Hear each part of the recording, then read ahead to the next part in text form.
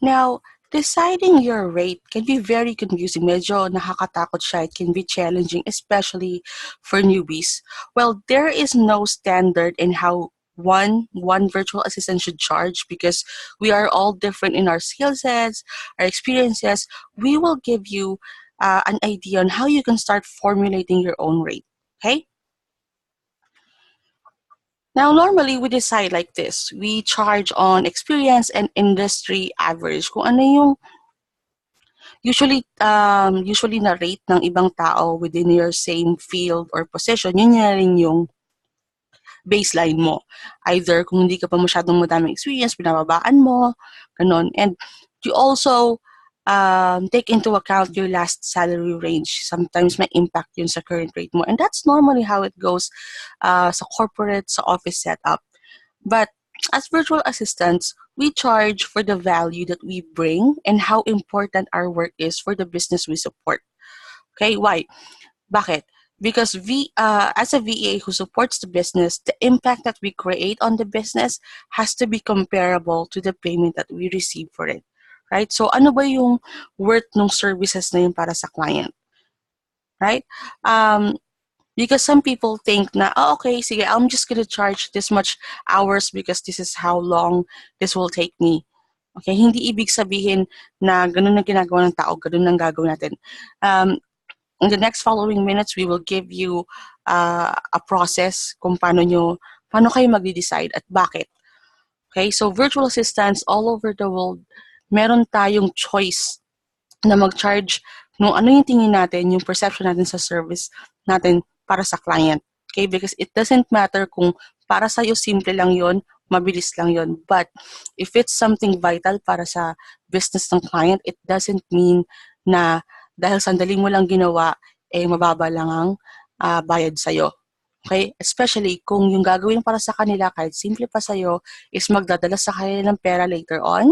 It's gonna drive sales, conversion. It's really gonna make a difference dun sa business nila. Then they have to pay for kung ano yung commensurate dun sa binigay mo. Right? Because clients, they recognize value.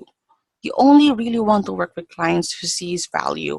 If they see value, they won't think twice in paying you sa rate na gusto mo. If tingin nila yung mabibigay mo sa kanilang service is commensurate dun sa hinihili mo na service na rate, they will go for it. But yes, ang rate and pay is negotiable. It's a negotiation. So don't be confused or wag tayo mawala ng gana or matakot or mahiya if nag-negotiate yung client. Kasi baka inisip mo na kapag may binigay ka na rate, tapos sinabi ng client, oh, how about this much? Okay lang yun, that's natural. We all do that. We all want na makamura, di ba? Minsan meron kang 20 pesos sa bulsa mo, nakakita ka ng sibuyas for 10 pesos, magtatawad ka pa rin. Okay? Kasi gusto mo makamura. Ganun lang naman ang mga clients because they're running a business. Of course, kung makakamura sila, kahit papano, syempre they'll go for that. Right? But remember that if nakikita nila na sulit ang bayad, mas madali mo silang mapapapayag sa gusto mong rate. Right? So when you talk to them, show them value and have confidence. Right? Because showing your value is the name of the game when in landing clients. Okay? Why do you think people pay for Louis Vuittons or iPhones? Right? Obviously, it's just a bag. Diba? It's just a phone. You can buy a perfectly working phone for 8,000 pesos, 10,000 pesos. It can text, surf the internet, maganda yung camera, you can makakapag-vlog ka pa kung gusto mo mag-vlog. But why do people go for iPhones and spend 40, 50, 60,000 pesos for iPhones? Same with Louis Vuittons. Even if sabihin natin napakaganda ng quality, you might still get the same quality materials somewhere else for a fraction of the price. Okay, but so why do people buy them? That's because of perceived value, right? Perceived value is the worth that a product or service has in the mind of the consumer. For the most part, consumers are unaware of the true cost of production for the products that they buy. Instead, they simply have an internal feeling of how much certain products are worth to them. Some people say na, binibili mo lang naman dyan is yung tatak. Okay? That's not entirely true. Okay, when you buy something na may tatak, you're buying it not because dun sa tatak mismo, but the perceived value of the item. The perceived value is what a person thinks when they buy something, and they're not really looking at the value of that service or product from its raw expenses. Rather, they look at what it will bring them. Okay? So let's say na yung Louis Vuitton is great leather, you can buy it because kahit saan, but people, they buy it because of what it represents. When other people see them using one. Okay? Pag meron ka Louis Vuitton, wow, social, put together, maganda tignan. Okay? Baka inisip ng ibang tao na, oh, nakakaangat ka na sa buhay. 'Di ba? Na may progress ka. Same with Apple, same with iPhone. Okay? So, how do you use the same strategy as a virtual assistant nung hindi naman tayo brand or di naman tayo globally known brand, di ba? Naman tayo Louis Vuitton. But I want you to think of that when it's time for you to charge. Okay? Kasi ayoko na mawalan kayo ng confidence sa sarili niyo na hindi naman ako magaling, hindi naman ako expert. Don't. All right? Because for us virtual assistants, if you understand the perception of value, you can create your own perception. Okay, so your perceived value is created by when you present yourself to the client. Okay, so when we say present yourself, hindi lang sa when you finally talk. Your perceived value is shown sa mga social media profiles na makikita ng client when they Google search you or when they ask for the links sa resume mo, sa cover letter mo, sa profile mo, sa blog mo, makikita yun ng client. And also, during all your communications, and not just interviews, all your communications that you have with the client.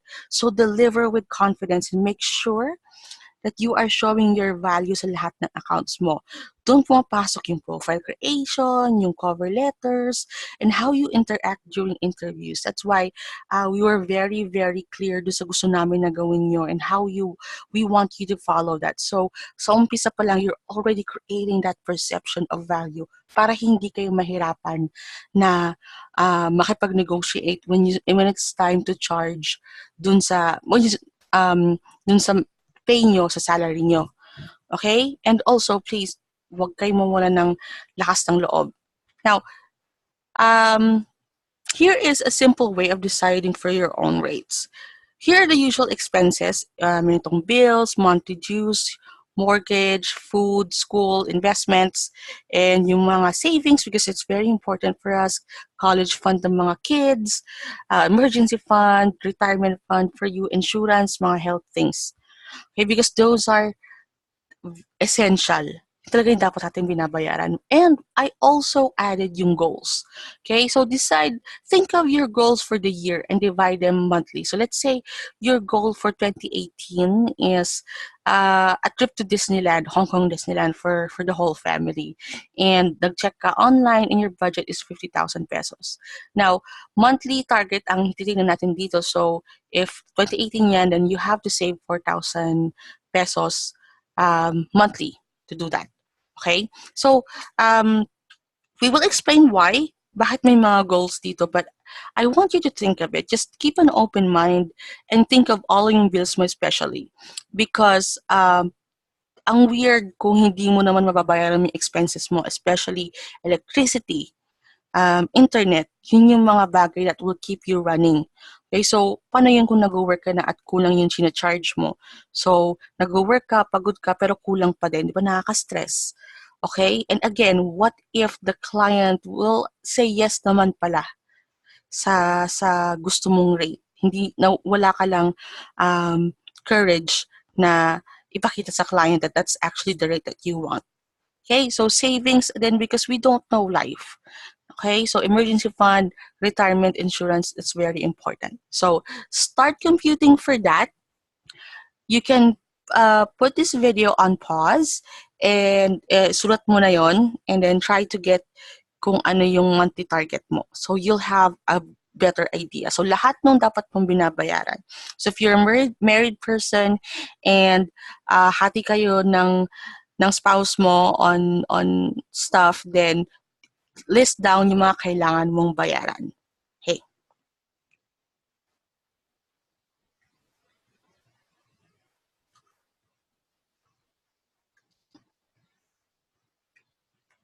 So now that you have listed down yung mga expenses mo, and I really hope that you listed down and you decided kung ano yung goals mo.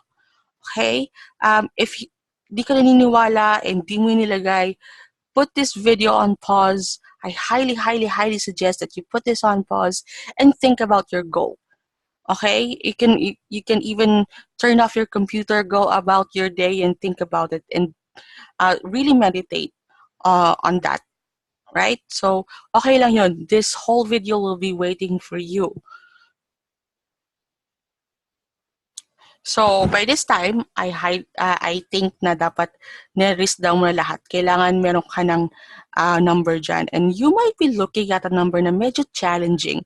I don't want you to change that. Yung as you compute, nakita mo, ay, parang malaki na, bawasan ko to. No. Okay, ilagay mo dyan yung kailangan mo. Ilagay mo dyan yung una mong naisip. Okay, wag mong tipirin yung sarili mo. Okay, so put it there, and I want you to think about this because people think that their expenses has to be inside their salaries. Meaning, yung spending natin is controlled by what we earn. And everyone thinks that's normal because yun ang ginagawa naman natin. And we've done that for the longest time. But if you think about it, that also means that you live your life according to what your salary lets you do. 'Di ba? So, ang nag-decide para sa'yo is yung salary mo. You should live your life the way you want it, and your salary should reflect that.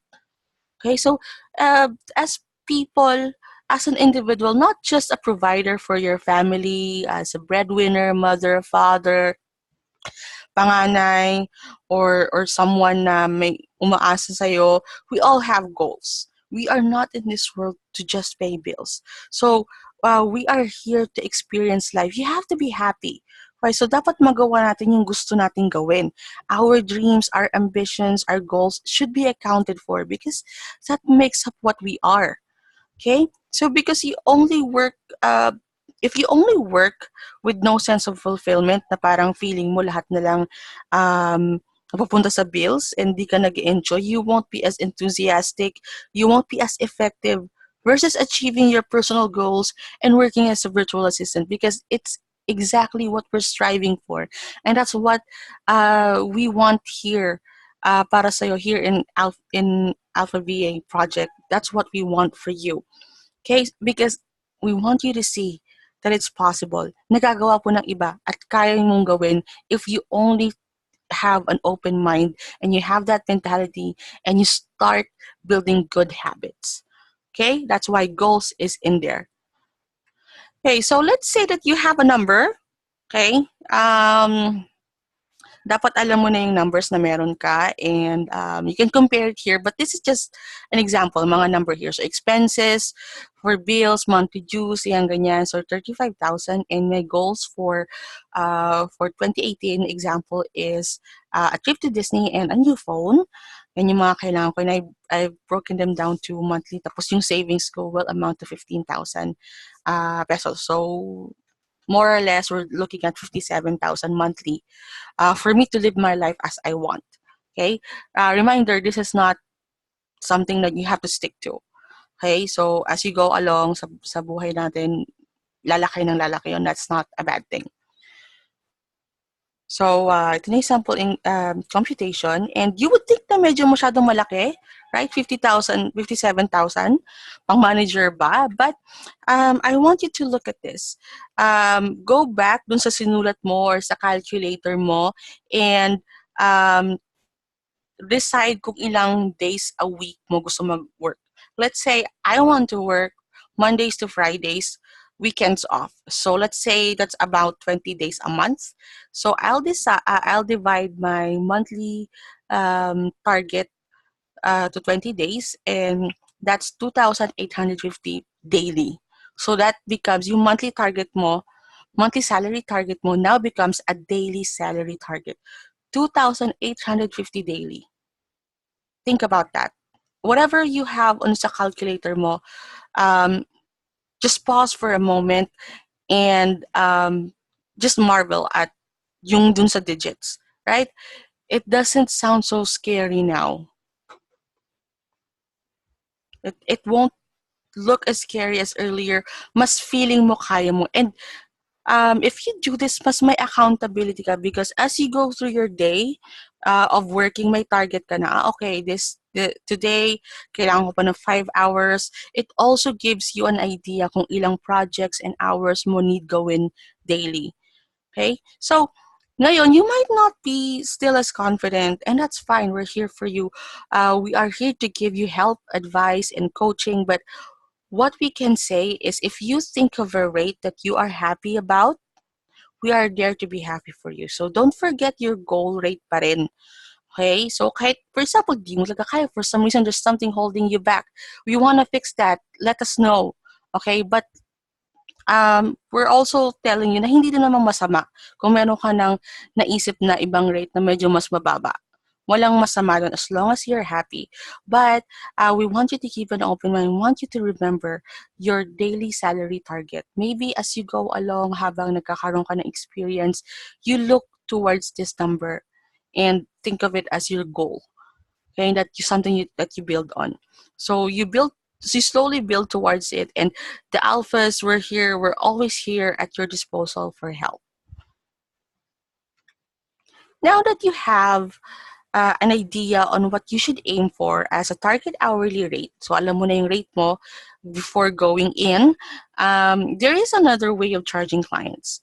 Now, especially on people na ang tasks or niche is medyo mahirap lagyan ng hourly rate kasi, let's say, mabilisan or iba yung output than most administrative na work. Tapos minsan medyo nakakalugi kapag ka-hourly ka mag-charge. Nangyayari yan. And if you're that person, you know that that we're talking about you. Okay, so you can actually charge your client on a per weekly or monthly basis.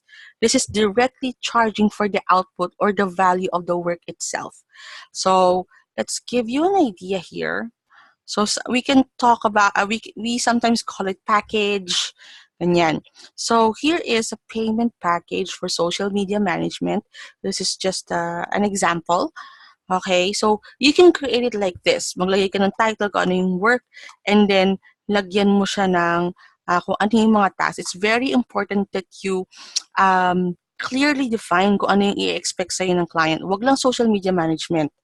Okay? Kasi ang ending dyan, kung very vague ang nilagay mo, kung ano man yung service mo na nilagay mo doon on a weekly or monthly basis, baka naman buong araw mo, baka naman kailangan 12 hours kang online. Diba? So, be as thorough as possible, be as detail-oriented as possible, especially dun sa ano man yung kailangan mong gawin.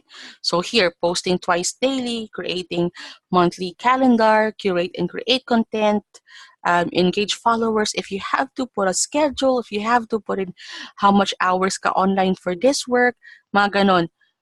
Hanggang kaya mo na ilagay doon, ilagay mo na lahat. Okay? And then you can decide for either weekly or monthly na payment mo for that. And we highly suggest that you ask for payment upfront. Okay? So if you're having troubles with the payment upfront, we'll be here to talk more about that sa group natin. So let us know. And that's it. That's it for this lesson. Remember that if you need help, nasa group kami, nasa page kami, nasa email kami, you can always comment and let us know kung saan kayo nahihirapan. We can expound on this. We can do a Facebook Live. So, yung next video natin is all about receiving money as a virtual assistant, because it's very important na ready ka na tanggapin yung ibabayad sa'yo ng client. Kasi what if nag-work ka na tapos may issue ka pala sa payment? Okay, mahirap yun. What if walang pambayad sa bill, nag-work ka na, di ba? Okay, so that's gonna be our topic next on the next video.